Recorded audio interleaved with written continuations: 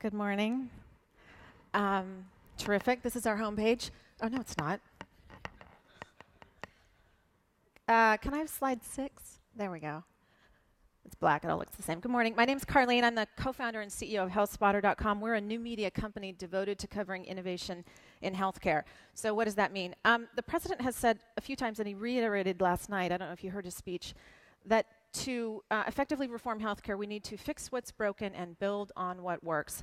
We're your source for what works. These are some of the stories that we've written. These are samples of the technologies that we try to showcase.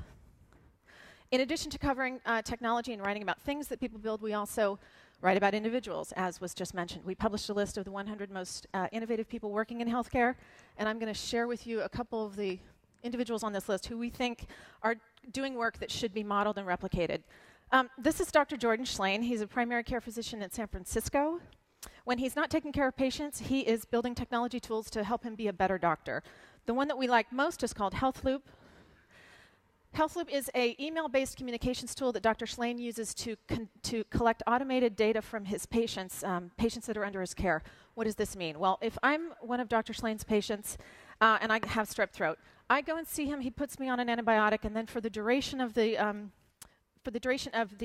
care regimen, I get an email every day from him that looks like this. It has one multiple choice question in it. All I have to do is answer which of these 3 states best applies to me. Am I the same, better, worse, much worse, or has my condition completely resolved?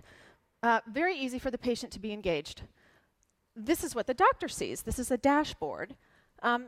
I don't know if you can see that it's color-coded. Patients that are responding negatively are coded red. Patients that are trending up are coded green. This is very useful for the physician. Doctors are time-strapped to see which of their patients need their care most. It helps them allocate their time. Excuse me. It's also a really great tool for collecting data on how patients under certain circumstances perform on certain drugs. Guess who's interested in that? So we like this innovation a lot because it helps the doctor accomplish a lot with very little intrusion, very little time, very little effort, and it's cheap. This is Ken Banks.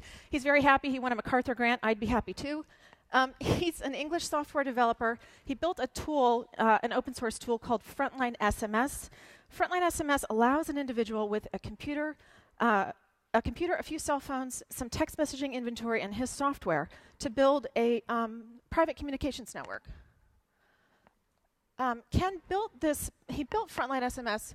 I'll leave that up for a second. He built it for AIDS workers in developing countries. He thought that they would use it to do things like monitor elections. They did. It's been very effective.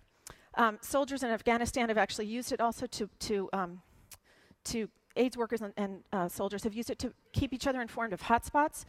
We've written about it because some students at Stanford heard Ken speak, and they customized it for health workers. So now doctors in Malawi are using Frontline SMS Medic.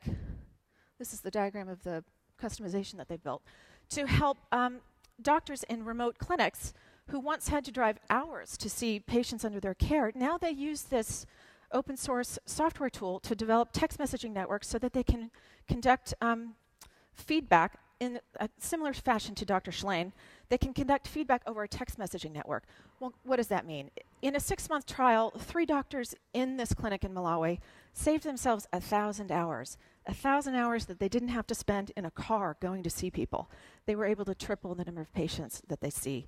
This is not an incremental improvement. We think this is significant. We've written about it because we think that doctors in, certainly in rural areas, but also in urban areas, doctors who don't have a lot of money to invest in things like EMRs can use this tool to better communicate with their patients, to conduct feedback, to collect feedback on their patients and elevate the quality of care that they're able to deliver with very little money. We're talking to IHS, the Indian Health Service. We're trying to get doctors there to use this in places like New Mexico and Alaska, where physicians typically have to drive for hours to see their patients.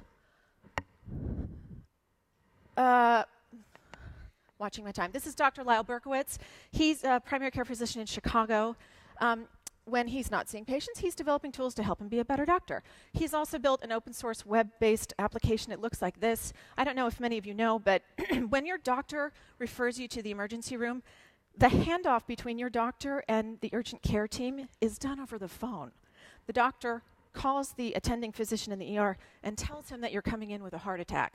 What does that mean? It means the attending physician who's treating the automobile accident victim is pulled away from the table to get your stats on your EKG. Not great for the quality of care, really bad for efficiency. It costs money. This application allows physicians to automate that over the web. Dr. Berkowitz fills out a form that looks like this. The doctor at the ER gets something that looks like that. And everybody's happy. So we wrote about Dr. Berkowitz on our site this morning, so you can read more about it there. I just want to share one other thing with you, and I'll do it very quickly because I'm out of time, which is that in addition to writing about innovation in healthcare, we are now very privileged to be in a position to give money away.